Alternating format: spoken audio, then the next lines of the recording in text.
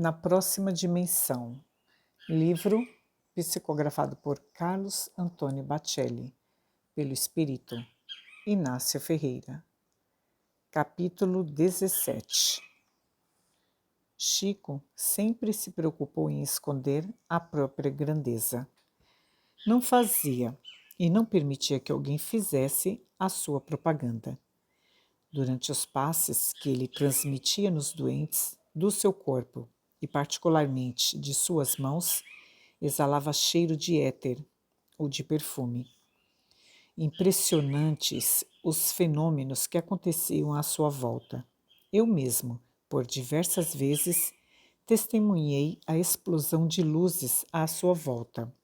De madrugada, tarde da noite, quando saíamos do Luiz Gonzaga, ele, antes de ir embora para casa, fazia questão de visitar alguns amigos acamados, e quando não tinha nada para lhes levar, talava uma singela flor do campo, com que proporcionava alegria a cada um deles. A sua facilidade para psicografar era impressionante. Num simples pedaço de papel, onde houvesse necessidade, apoiando-o na perna, ele grafava as mais lindas páginas de além-túmulo. Trovas e sonetos lhe brotavam das mãos com a mesma espontaneidade que as estrelas aparecem no firmamento. Aos seus olhos, tínhamos a impressão de que éramos transparentes. Ele nos enxergava por dentro, o corpo e a alma, e não raro nos respondia a determinada pergunta antes que tivéssemos tempo de formulá-la. Ele nos adivinhava os pensamentos, mas guardava silêncio para as nossas imperfeições. As descrições de Zeca Machado me comoviam e comecei a sentir inexprimível desejo de ter compartilhado daquele tempo de tanta espiritualidade e beleza. Vamos ao Luiz Gonzaga, convidou-nos o devotado amigo. O referido centro, antiga casa de trabalho de Chico Xavier na cidade, fica localizado numa de suas ruas principais, próximo à Igreja Matriz. Este é o prédio novo, explicou-nos. O velho já não existe mais. No entanto, ainda o conservamos intacto deste outro lado da vida. Isto é possível? Indaguei curioso. É evidente, Inácio, atalhou o Dilon. Tudo possui o seu duplo. Mas esse duplo não existe em função do que existe materialmente?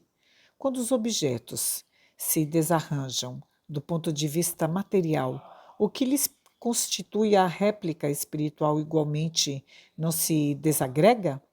Nem sempre, principalmente quando determinados objetos e construções se acham fortemente imantados ao pensamento plasmador, respondeu Odilon, que continuou. A estrebaria em que Jesus nasceu há cerca de 2000 anos não desapareceu do céu de Belém. Ela se conserva intacta, pois todos os dias, no mundo inteiro, os cristãos estão constantemente a criá-la e a recriá-la.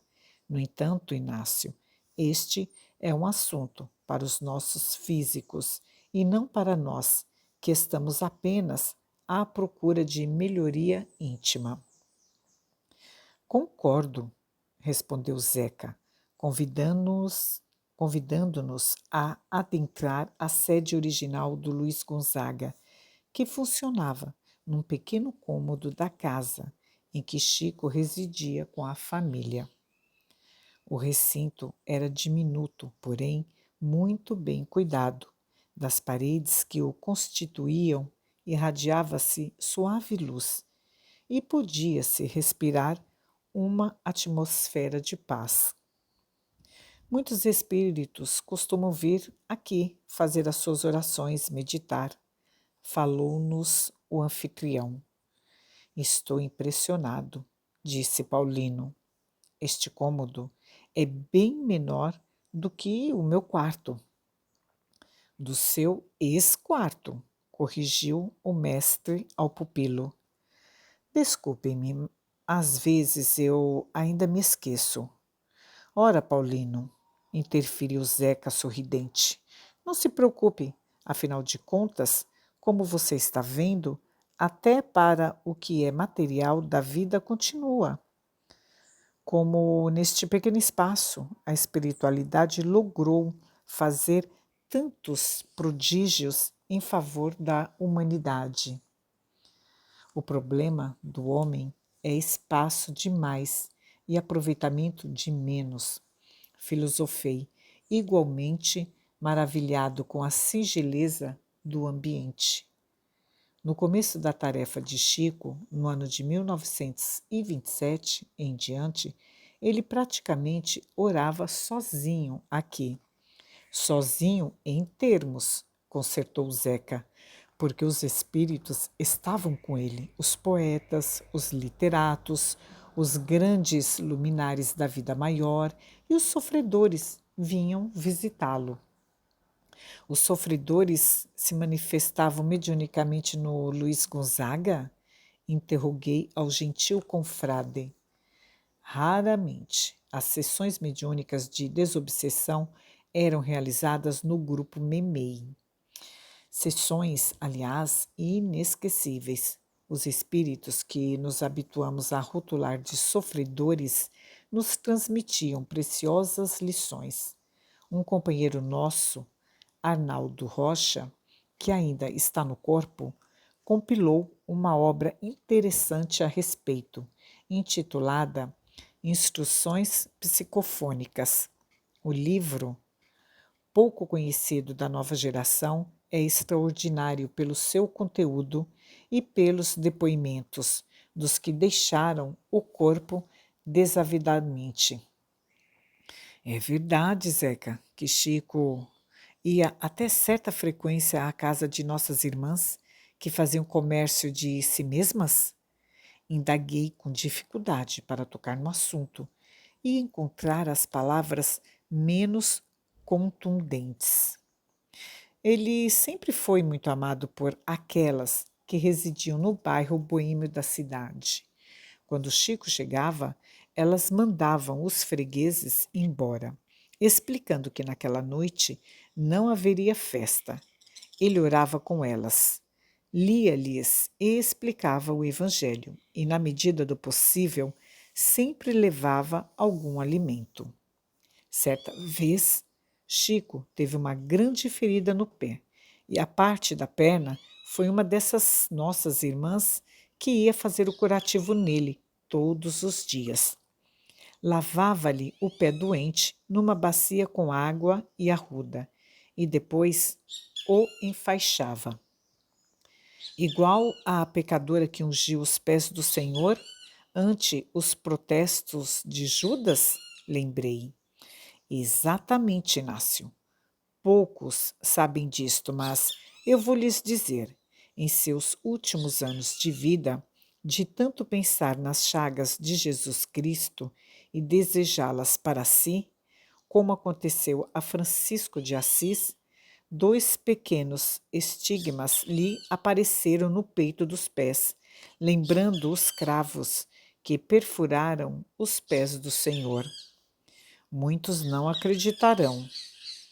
Como muitos não acreditam que Jesus sequer tenha existido, Inácio, retrucou o Dilon.